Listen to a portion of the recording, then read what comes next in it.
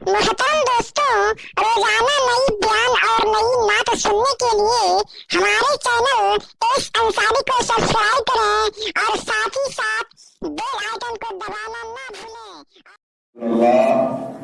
صلی اللہ علیہ وسلم اسلامی کیلنڈر کا یہ مہینہ جسے رجب المرجب شریف کے نام سے جانا جاتا ہے، آج اس کی 27 تاریخ ہے۔ رجب کی 27 تاریخ اسلامی دنیا ہی نہیں بلکہ انسانی دنیا کی ایک عظیم الشان معرکۃ الآراء اور انقلاب آفری تاریخ ہے۔ 27 رجب کی رات کو، جو رات گزر چکی ہے، آج اس کا دن ہے۔ ہمارے سرکار کی عمر پاک جب 52 سال کی ہوئی اور آپ نے ابھی مدینہ ہجرت نہیں فرمایا تھا، مکہ المکرمہ میں ہی آپ کا قیام تھا۔ اعلان نبوت کو 12 سال گزر چکے تھے، یعنی ہمارے نبی کی جب عمر پاک 40 سال کی ہوئی تب سے آپ نے اعلان نبوت فرمایا اور قرآن کے نازل ہونے کا سلسلہ شروع ہوا۔ تو اس طرح سے نزول قرآن کو 12 سال گزر چکے تھے، اعلان نبوت کو 12 سال گزر چکے تھے۔ ہجرت سے 1 سال پہلے جب ہمارے اور آپ کے پیغمبر حضور نبی کون و مکان صلی اللہ تعالی علیہ وسلم کی عمر ظاہری 52 برس کی تھی، 27ویں رجب کی شب تھی، آدھی رات گزر چکی تھی۔ حدیث پاک کے مطابق ہمارے نبی کعبہ کا ایک حصہ ہے جسے حتیم کعبہ کہتے ہیں، وہاں پر آرام فرماتے۔ بعض روایتوں میں آتا ہے کہ حضرت ام ہانی کے گھر آرام فرماتے کہ اللہ جل مجدہ الکریم نے فرشتوں کے سردار حضرت جبریل امین کو فرشتوں کی کثیر جماعت کے ساتھ، کتابوں میں بعض کتابوں میں اس کی تعداد بھی لکھی ہوئی ہے، سواری براق نامی سواری لے کر کے بھیجا کہ اے جبریل چلے جاؤ اور میرے محبوب کو پیغام دے دو کہ عجائب قدرت کا مشاہدہ کرنے کے لیے آج کی رات آپ کا رب آپ کو اپنی بارگاہ میں بلا رہا ہے۔ ہمارے سرکار نہایت آن بان شان کے ساتھ جاگتے ہوئے جسم اور روح کے ساتھ مسجد حرام سے مسجد اقصی آئے، وہاں سے آپ آسمانوں کے سفر کے لیے تشریف لے گئے۔ کتنا ہے؟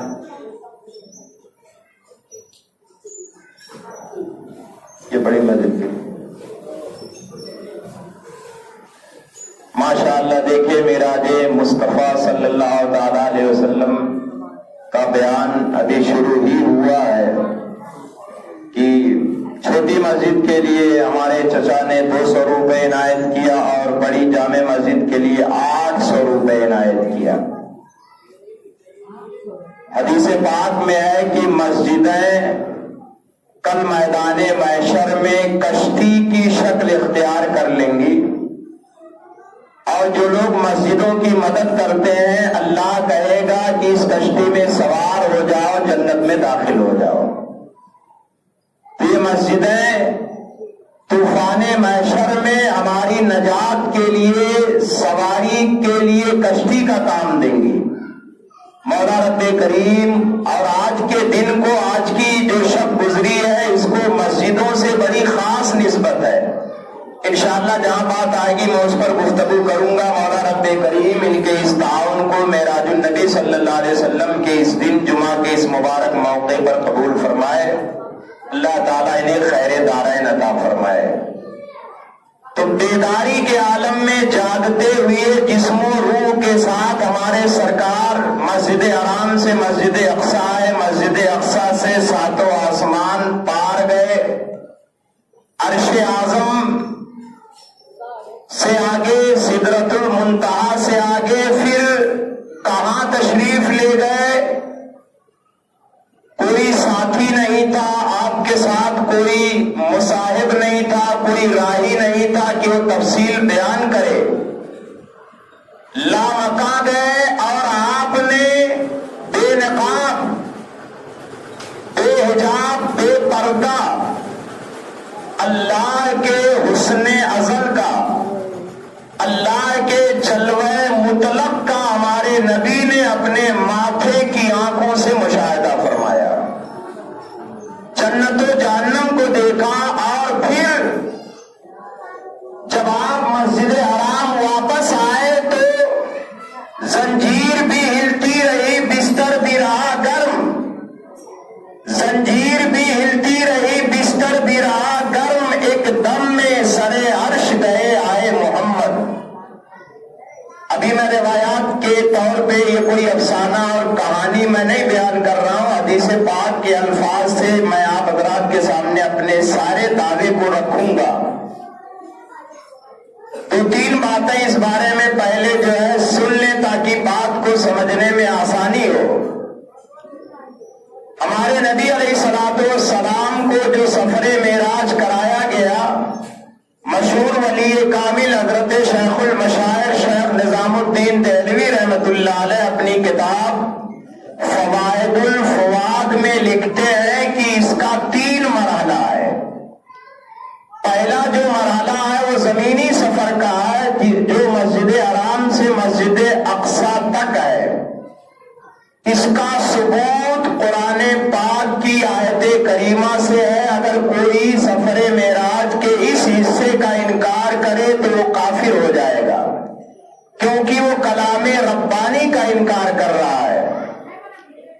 اور مسجد اقصی سے آسمانوں کی سیر، آسمان کے بعد عرش اعظم، سدرۃ المنتہا سے بھی آگے، یہ تمام چیزوں کا مشاہدہ احادیث صحیحہ معتمدہ معتبرہ مستندہ متواترہ سے ثابت ہے۔ اور ایک دو صحابہ نے حدیث معراج کو روایت نہیں کیا، بلکہ میرے مطالعے کے مطابق تقریباً 46 ایسے صحابہ کرام ہیں جنہوں نے حدیث معراج کو نقل فرمایا ہے۔ اور حدیث کی کتابوں میں کوئی ایسی کتاب آپ کو نہیں ملے گی جس میں واقعہ معراج کو محدثین نے درج نہ فرمایا ہو۔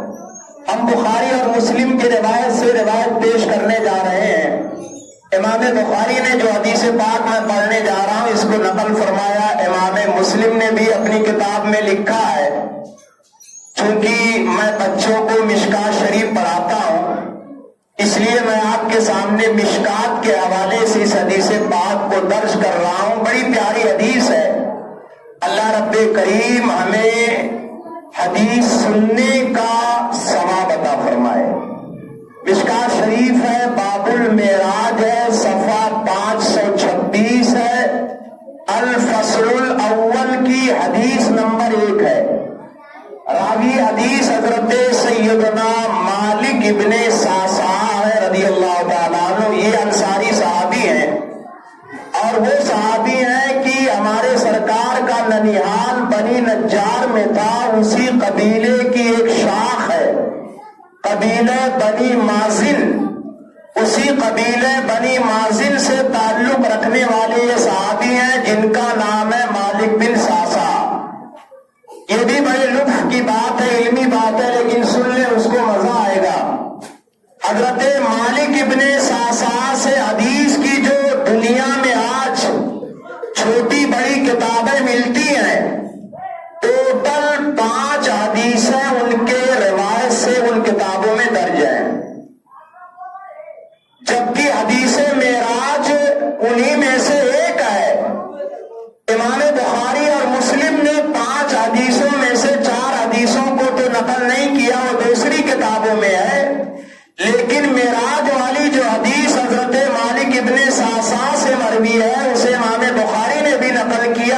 مسلم نے بھی درج فرمایا. حدیث پاک سنیں, یہ بھی آپ اندازہ کریں, صحابہ کرام کے مجمع میں میرے نبی نے سفر معراج کی پوری تفصیل کو خود بیان کیا ہے. ایسا نہیں کسی صحابی نے بیان کیا, میرے سرکار نے سفر معراج کی پوری تفصیل کو خود بیان فرمایا. حدیث پاک کے الفاظ مالک ابن صعصع ان النبی صلی اللہ تعالی علیہ وسلم حدثهم عن لیلۃ مسرع به قال بینما فی الحتیم مضطجعا اذا تانیات فشق ما بین هذه الى هذه اے من صغرۃ نهره الى شعرته فاستخرج قلبی فغسل بماء زمزم ثم ملئ ایمانا وحکمہ ثم اتیت بدابۃ دون البغل فوق الحمار ابیض یقال له البراق یدعو قدمہ عند اقصى طرفه فحملت علیہ فانطلق بی جبریل علیہ السلام حتی اتى السماء الدنیا فاستفتح قیل من هذا قال جبریل قیل من معك قال محمد قیل وقد ارسل الیہ قال نعم ففتح فقال فنعم المجيء جاء مرحبا به فلما خلصت فيها فإذا آدم فقال هذا أبوك آدم فسلم عليه فسلمت عليه فرد السلام قال مرحبا بالابن الصالح والنبي الصالح. بڑی لمبی حدیث, اگر میں پورا پڑھوں تو آدھا پونا گھنٹہ لگے گا. تھوڑا سا میں نے پڑھ دیا, میں اس کا ترجمہ آپ حضرات کے سامنے پیش کر رہا ہوں. آپ اس حدیث پاک کو سنیں اور اس کا لطف اٹھائیں. میرے سرکار نے معراج کے واقعے کو خود بیان فرمایا. مالک ابن صعصع کہتے ہیں نبی کونین سلطان دارین آمنہ کے لال حضور احمد مصطفیٰ حضرت محمد مصطفیٰ صلی اللہ تعالی علیہ وسلم نے معراج کا واقعہ بیان کرتے ہوئے صحابہ کے درمیان فرمایا.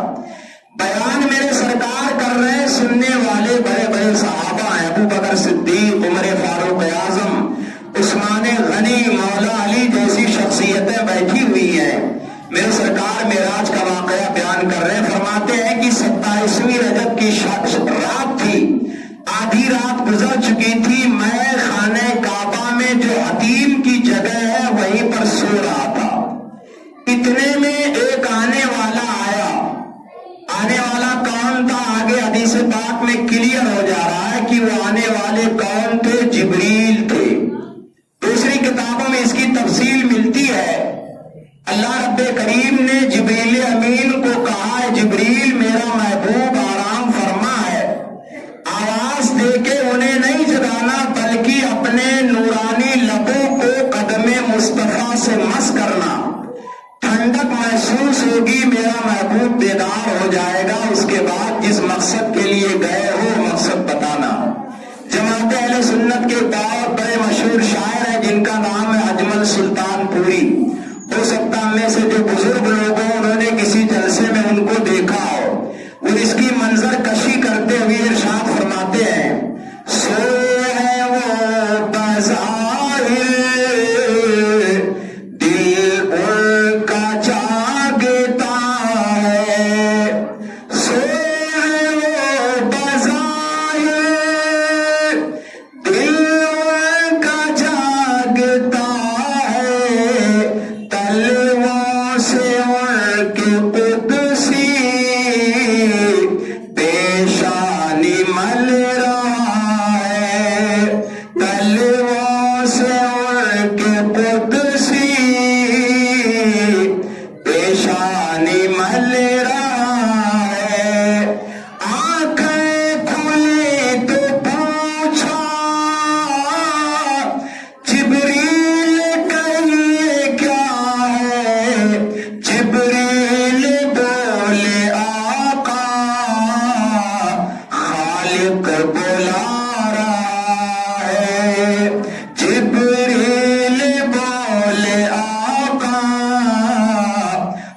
खालिक बुला रहा है।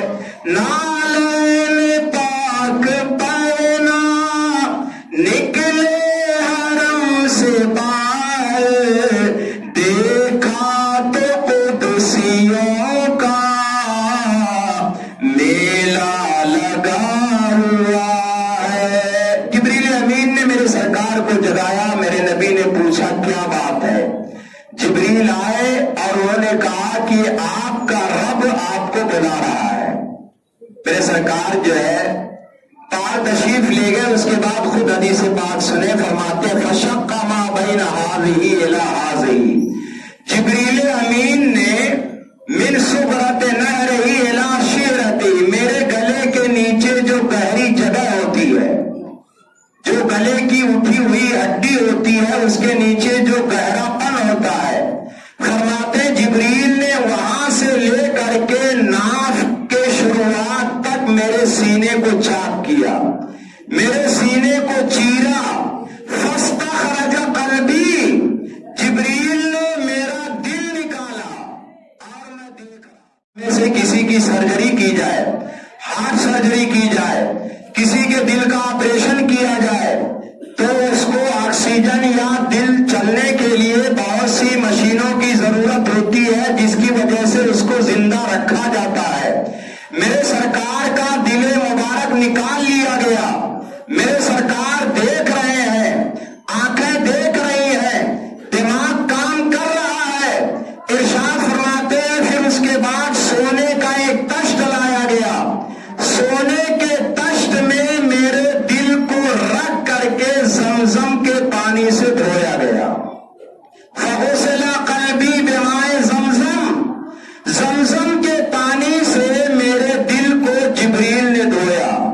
हो सकता है किसी के दिमाग में ये बात आए, मैं उसको दूर कर दे रहा हूं कि मौलाना साहब जमजम के पानी से दिले मुस्तफा को धुलने की जरूरत क्या थी? क्या दिले मुस्तफा में कोई ऐसी चीज थी जिसको धोने की जरूरत थी? बड़ा प्यारा जवाब दिया मशहूर मुहद्दिस हजरत अल्लामा ज़ुरक़ानी रहमतुल्लाह अलैह ने इस हदीस पाक की शरह में। इमाम ज़ुरक़ानी इरशाद फरमाते, सुनो, दिले मुस्तफा को जमजम के पानी से धुलने की जरूरत नहीं थी, बल्कि जमजम को दिले मुस्तफा से टच करने की जरूरत थी। क्योंकि जमजम वो पानी है जो एक नबी की एड़ियों की रगा से पैदा हुआ है, और कयामत तक मेरे सरकार के दिले मुस्तफा से अगर जमजम का पानी टच हो जाएगा, मस हो जाएगा, तो जब जमजम को कदमे इस्माइल की निस्बत से ये शरफ हासिल है, तो अगर दिले मुस्तफा से वो टच हो गया तो उसका मकाम और बुलंद हो जाएगा। तो मेरे सरकार के दिल को जमजम के पानी से धुलने की जरूरत नहीं थी, बल्कि जमजम को दिले मुस्तफा से निस्बत देने की जरूरत थी। इसलिए जमजम का पानी पूरी दुनिया के मुसलमान बड़ी मोहब्बत से पीते हैं, बड़े इश्क से पीते हैं, बड़े लगाव से पीते हैं, बड़े अदब से पीते हैं, बड़े एहतराम से पीते हैं। अभी तक तो हमें यह मालूम था कि वो कदमे इस्माइल से मंसूब है, लेकिन ये हदीस पाक हमें बता रही है जमजम का पानी वो पानी है जिसको दिले मुस्तफा से भी निस्बत हासिल है, जो दिले मुस्तफा से भी टच हुआ है। बहरहाल मैं इसकी तफसील में न जाकर के आगे बढ़ता। मेरे सरकार फरमाते हैं उसके बाद मेरे पास एक जानवर लाया गया। सुम्मा होती तो बेदाबतिन दूनल बगल फौकल हिमार अबयद युकाल लहुल बुराक। मेरे पास एक जानवर लाया गया जो गधे से थोड़ा बड़ा था, खच्चर से थोड़ा छोटा था, रंग उसका सफेद था, और उसकी रफ्तार का हाल ये था कि एक कदम उसका अगर यहाँ पे होता तो दूसरा कदम जहाँ पे उसकी निगाह पड़ती थी वहां पे रखता था। उसकी सूरत रफ्तार का ये हाल था।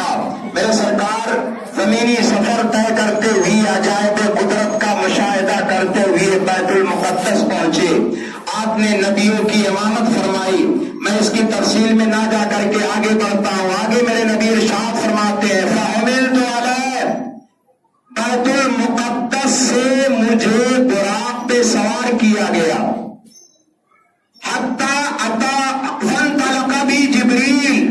یہاں تک کہ مسجد حرام سے مجھے براق پہ سوار کیا گیا، جبریل مجھے بیت المقدس لے کر کے آئے، پھر بیت المقدس سے جبریل مجھے آسمان اول پر لے کر کے گئے۔ فاستفتح، جبریل نے پہلے آسمان کا دروازہ کھٹکھٹایا، جس فرشتے کی ڈیوٹی تھی اس فرشتے نے کہا من آگا، دروازہ کھٹکھٹانے والا کون ہے؟ قال جبریل، جبریل نے اپنا انٹروڈکشن دیا، اپنا تعارف دیا۔ اس فرشتے نے کہا تمہارے ساتھ کون ہے؟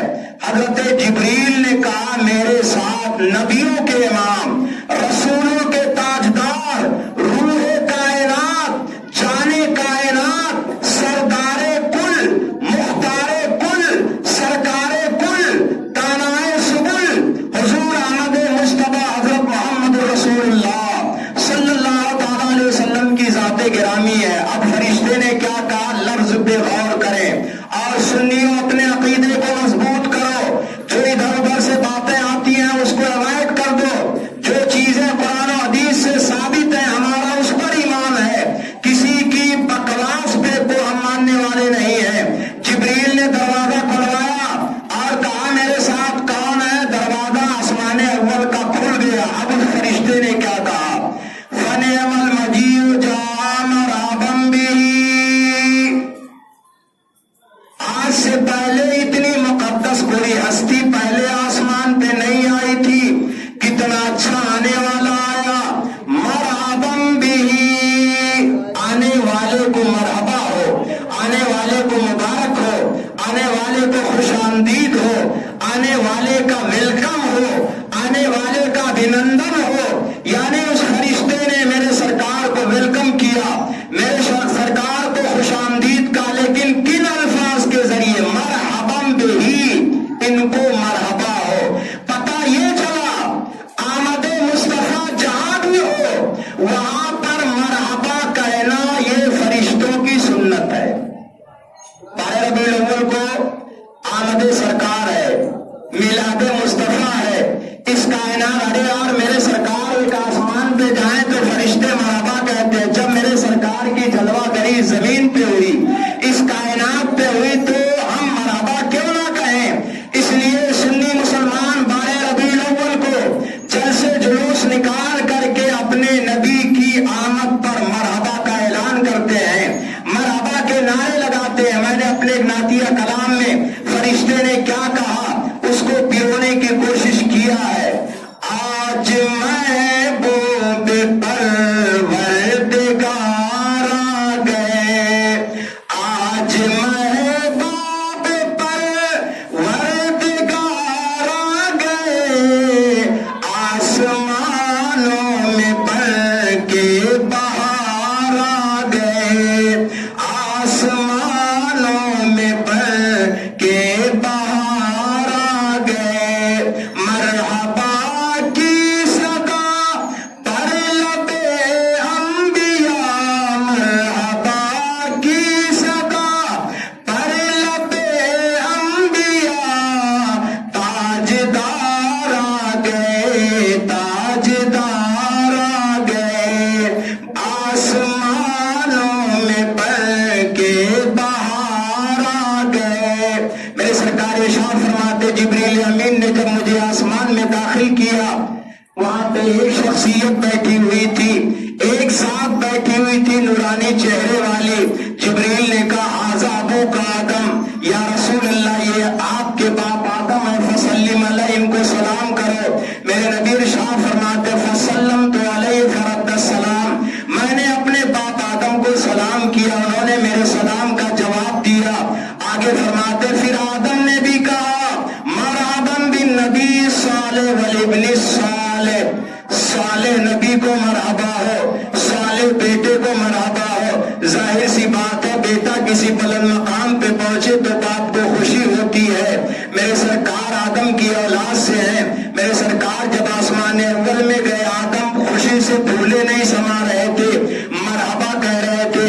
ارشاد فرماتے ثم صعد بجبریل الی السماء الثانیہ، جبریل علیہ السلام وہاں سے لے کر کے مجھے دوسرے آسمان پہ چلے، وہی الفاظ ادا کیا، فرشتے نے وہی پوچھا، جبریل نے وہی جواب دیا۔ جب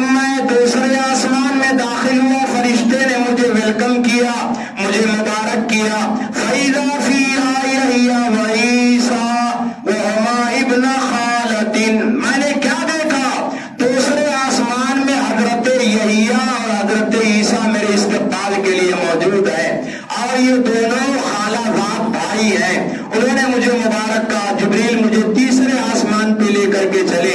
تیسرے آسمان کا دروازہ کھلوایا. جب میں تیسرے آسمان پہ پہنچا میں نے کیا دیکھا, وہاں پہ حضرت یوسف علیہ السلام میرے استقبال کے لیے موجود ہیں, خوش آمدید کے لیے موجود ہیں. چوتھے آسمان پہ گیا میں نے وہاں حضرت ادریس علیہ السلام کو پایا. پانچویں آسمان پہ گیا میں نے وہاں پہ حضرت ہارون علیہ السلام کو پایا. اب میں چھٹے آسمان پہ پہنچا میں نے وہاں پہ حضرت موسیٰ علیہ السلام کو دیکھا. چھٹواں آسمان اور موسیٰ کو یاد رکھیے گا, یہ آگے ابھی 5 منٹ کے بعد کام آئے گا. موسیٰ علیہ السلام کو میں نے دیکھا, انہوں نے مجھے مبارک کیا, انہوں نے مجھے مرحبا کیا. پھر اس کے بعد میں 7ویں آسمان میں گیا, میں نے 7ویں آسمان میں حضرت ابراہیم علیہ السلام کو دیکھا, انہوں نے مجھے مبارک کیا, انہوں نے مجھے مرحبا کیا.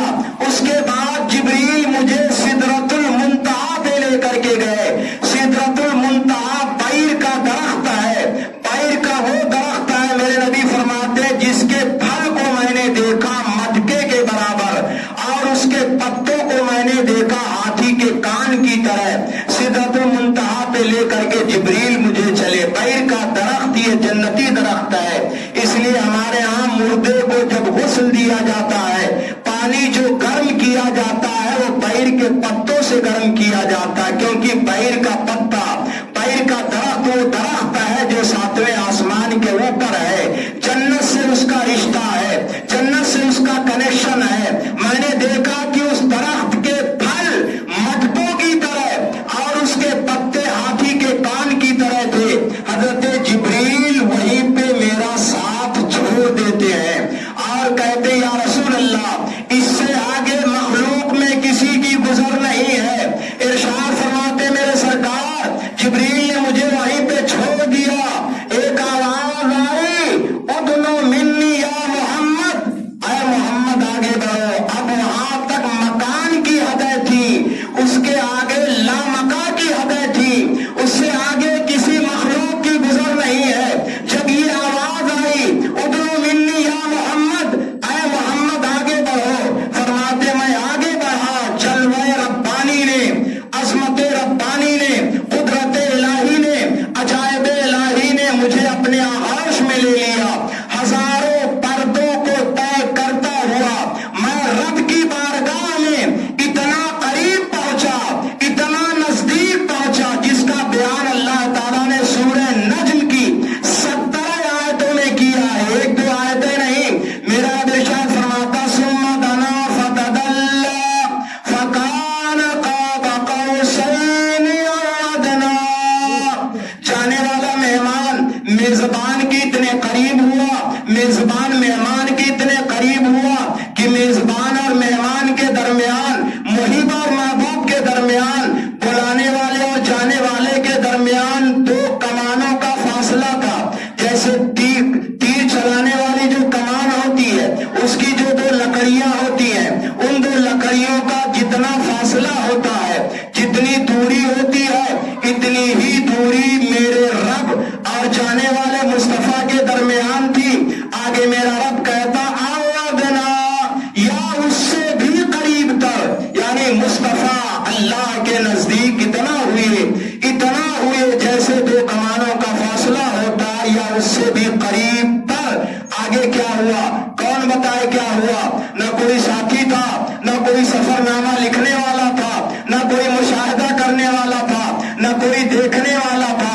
جو باتیں ہم کو آیات و روایات سے پہنچی ہیں وہ ہم آپ کے سامنے رکھ دیتے. مشکاۃ شریف ہے, صفحہ 79 ہے, راوی حدیث حضرت عبد الرحمن ابن عائش ہیں. ارشاد فرماتے ہیں میرے نبی نے ارشاد فرمایا رأیت ربی فی احسن صورۃ فوضع کفہ بین کتفی فوجدت بردها بین ثدی فعلمت ما بین السماوات والارض. میں نے اپنے رب کو, میں نے اپنے خدا کو اچھی شکل میں دیکھا. فوضع کفہ بین کتفی, اللہ تعالیٰ نے اپنا دست قدرت میرے دونوں شانوں کے درمیان رکھا. فوجدت بردها بین ثدی, جیسے کوئی استاد ہوتا ہے, شاگرد جب بڑے مقام پہ پہنچتا ہے تو استاد اس کی پیٹھ تھپ تھپاتا ہے. میرے نبی ارشاد فرماتے ہیں فوضع کفہ, میں مثال سمجھانے کے لیے دے رہا ہوں ورنہ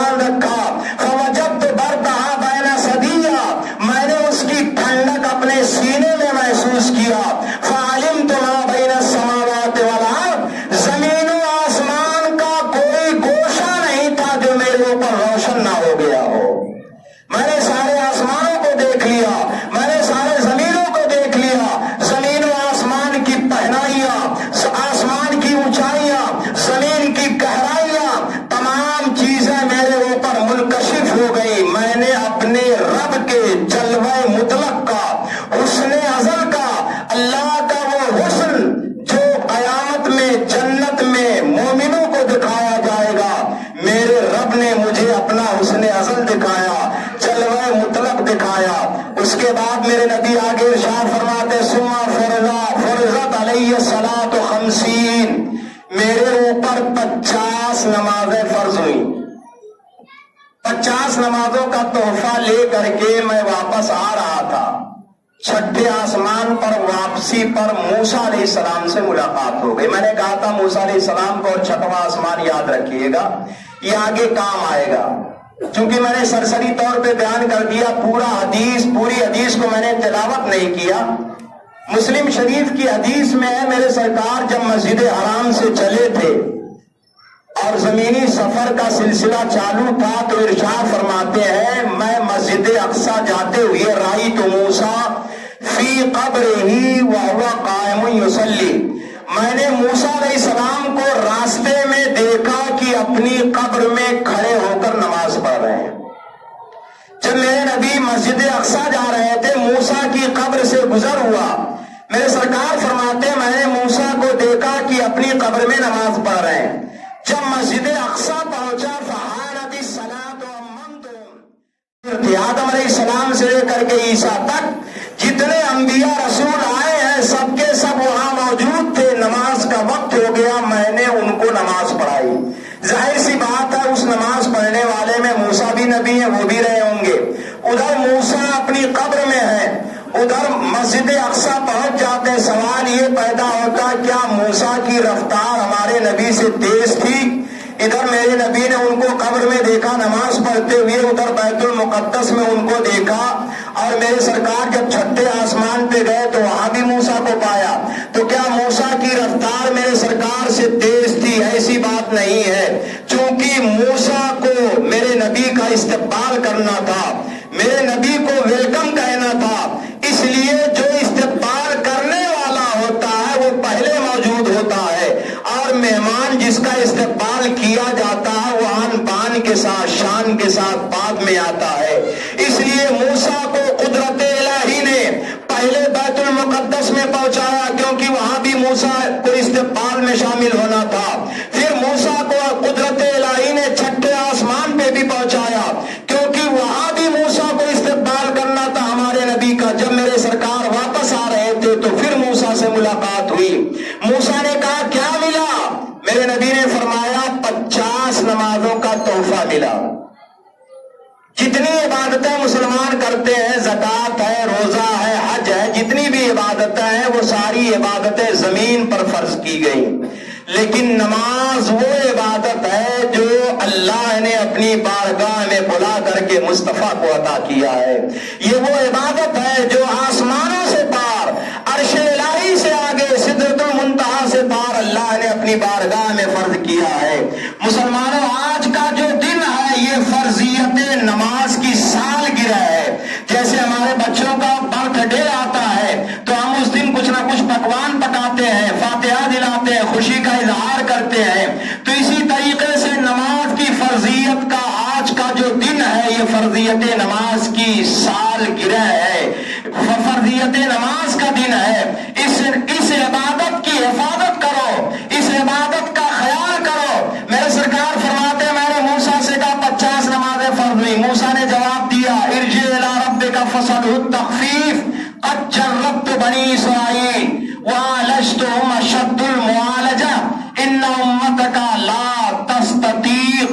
موسیٰ نے کہا کہ واپس جائیے، اپنے رب سے نمازوں میں کمی کرائیے، کیونکہ بنی اسرائیل کا میں نے تجربہ کر لیا ہے، اپنی امت کو میں نے آزما لیا، وہ 2 وقت کی نماز نہیں پڑھ پاتی تھی، آپ کی امت 50 وقت کی نمازیں کیسے پڑھ پائے گی؟ میرے سرکار واپس تشریف لے گئے۔ 2 روایتیں، میں ایک روایت پیش کر رہا ہوں۔ میرے سرکار واپس گئے بارگاہ الہی میں، 10 نمازیں کم ہوئی، پھر واپس لے کر کے 40 نمازیں آ رہے تھے۔ موسیٰ علیہ السلام نے پھر روک لیا، کہا کیا ہوا؟ پوری بات بتائی، کہا واپس جائیے اور کم کرائیے، آپ کی امت 40 نمازیں نہیں پڑھ پائے گی۔ موسیٰ علیہ السلام کے کہنے پہ میرے سرکار پھر گئے بارگاہ الہی میں، 10 نمازیں پھر کم کی گئی، 30 نمازیں لے کر کے واپس آئے۔ چھٹے آسمان پہ موسیٰ نے پھر روکا، کہا واپس جائیے اور کم کرائیے۔ میرے سرکار پھر گئے، پھر 10 نمازیں کم ہوئی، 20 رہ گئی، 10 رہ گئی، 4 بار کے دور میں 10 نمازیں رہ گئی، 40 نمازیں معاف ہوئی۔ हुई। मूसा ने कहा फिर जाइए कम कराइए। मेरे सरकार 5वीं बार गए, इस बार 5 नमाजें कम की गई। 5 नमाजें लेकर के मेरे सरकार फिर मूसा के पास आए। मूसा ने कहा फिर जाइए। सवाल ये पैदा होता है, मेरे रब को भी मालूम था मुझे अपने बंदों को 5 ही नमाजें देना है, मेरे मुस्तफा को मालूम था मुझे 5 ही नमाजों का तोहफा लेकर के जाना है।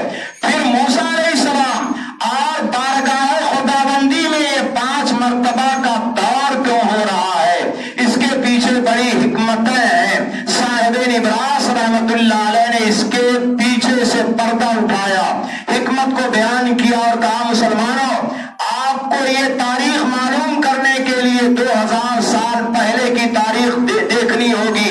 विलादत मुस्तफा से 2000 साल पहले जाओ, मूसा के जमाने को देखो जब मूसा कोहे तूर पे गए थे। सूरह आराफ है, आयत नंबर 143 है। मूसा अलैहिस्सलाम ने वहां क्या कहा था तूर पर, उन्हें जवाब क्या मिला था।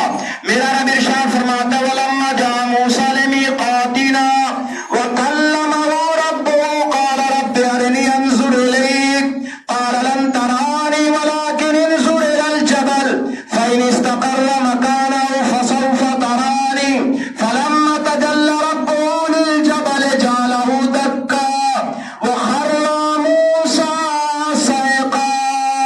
कुरान पाक है, सूरह आराफ आयत नंबर 143 है। मूसा तूर पर गए, अल्लाह से कलाम किया।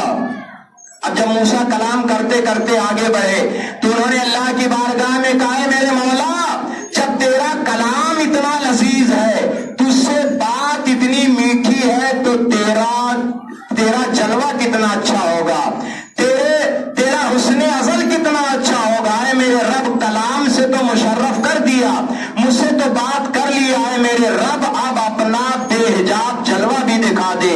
मूसा को मेरे रब ने क्या जवाब दिया, किसी शायर ने यूं कहा है कि ऐ मूसा सुनो, मेरे रब ने जवाब क्या देखा, क्या दिया। ऐ मूसा न तू देखे न चश्मे अंबिया देखे, ऐ मूसा न तू देखे न चश्मे अंबिया देखे, मुझे देखे तो ऐ मूसा निगाहे मुस्तफा देखे। ऐ मूसा मैंने अपने दीदार को मुस्तफा के लिए रिजर्व रखा है, मैंने अपने दीदार को मुस्तफा के लिए खास रखा है। ये बात तकदीर में लिखी जा चुकी है, ये मुस्तफा की खुसूसियत है, तुम दीदार का मुतालबा ना करो। तो मूसा अलैहिस्सलाम को तो वहां दीदार नहीं मिला, लेकिन आज मूसा को वहां दीदार अता किया जा रहा है। मूसा तुम डायरेक्ट तो जलवे रब्बानी का मुशाहिदा नहीं कर सकते हो, लेकिन 5 बार तुमने कोहे तूर पे डिमांड किया था, कोहे तूर पे मुतालबा किया था। ऐ मूसा सुन, तुम्हारा मुतालबा वहां पूरा नहीं हुआ, मुस्तफा मुझे देखेंगे और तुम मुस्तफा को देख लो, मुस्तफा मुझे देखेंगे तुम मुस्तफा की निगाहों को देख लो, तुम्हारा मुतालबा पूरा हो जाएगा, मेरा हुस्ने अज़ल तुम्हें मिल जाएगा, जलवे रब्बानी का मुशाहिदा तुम्हें हो जाएगा। मेरे सरकार 5 नमाजों को लेकर के वापस आए और फरमाते हैं जब मैंने कुफारे मक्का के सामने ये बातें किया तो उन्होंने मानने से इनकार कर दिया। दौड़े दौड़े अबू बकर सिद्दीक के पास गए, कहा तुम्हारे यार ने तो आज बड़ी अजीब बात कर दी है। वो कहते हैं कि मैं रात के थोड़े से हिस्से में मस्जिद हराम से मस्जिद अक्सा गया, मस्जिद अक्सा से मैं 7 आसमानों पर गया, सिदरतुल मुंतहा गया, बैतुल मुक़द्दस से अर्शे आज़म पे गया, वो भी इतने देर में कि जंजीर भी हिलती रही, बिस्तर भी रहा गर्म, एकदम में सरे अर्श गए आए मोहम्मद। हजरत अबू बकर ने क्या फरमाया, अगर मेरे नबी ने कहा है तो ये बात जरूर सच्ची होगी। उस दिन से हजरत अबू बकर का लक़ब सिद्दीक पड़ा।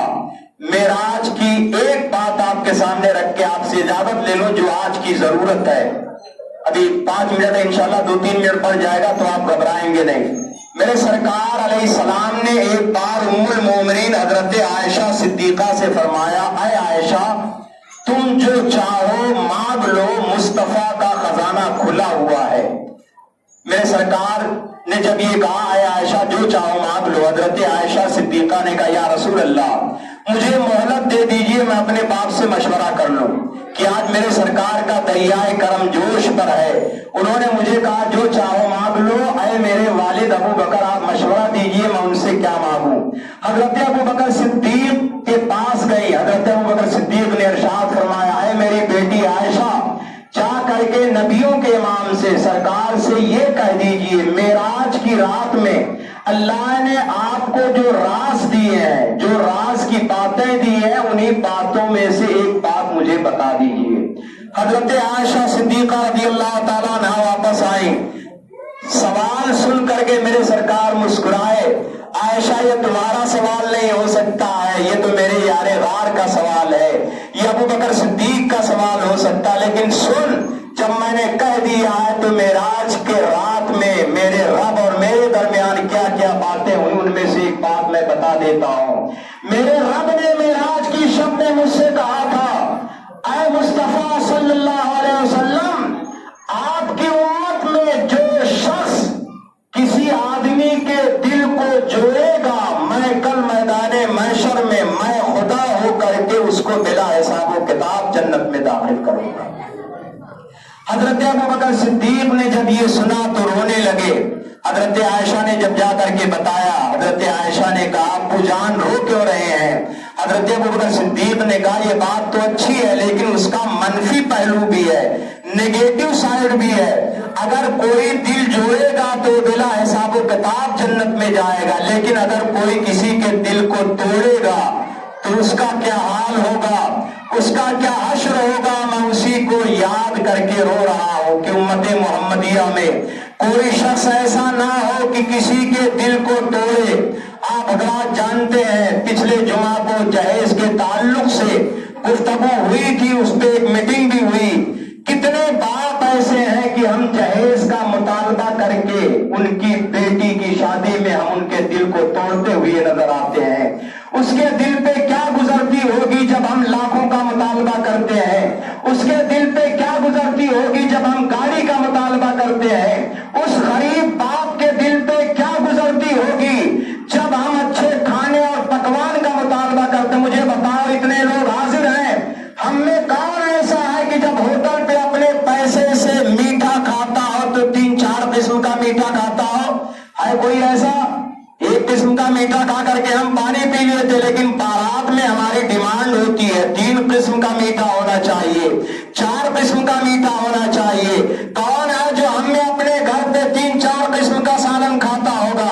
اس لیے مسلمانوں، معراج کا پیغام یہی ہے، کسی بھی مسلمان کے دل کو مت توڑو بلکہ اس کے دل کو جوڑنے کی کوشش کرو۔ کسی غریب کی غربت کا مذاق مت اڑاؤ۔ جن کو اللہ نے بیٹیاں دیا ہے، اللہ نے انہیں اپنی رحمت عطا کیا ہے، اس کی پردہ پوشی میں تم مدد کرو۔ میرے نبی فرماتے ہیں جو اپنے بھائی کا ایک عیب چھپائے گا، اللہ کل میدان محشر میں اس کے 70 عیبوں کو چھپائے گا۔ اللہ تعالیٰ ہمیں اس کی توفیق عطا فرمائے۔ میں نے 2-3 منٹ آپ کا زیادہ لے لیا۔ مولا رب کریم معراج النبی کے صدقے میں جو کچھ بیان ہوا اس کے فیضان سے ہم سبھی کو مالا مال فرمائے۔ جن حضرات نے سنتیں نہ پڑھ لی ہوں وہ حضرات سنت ادا کر لیں۔ وما علینا الا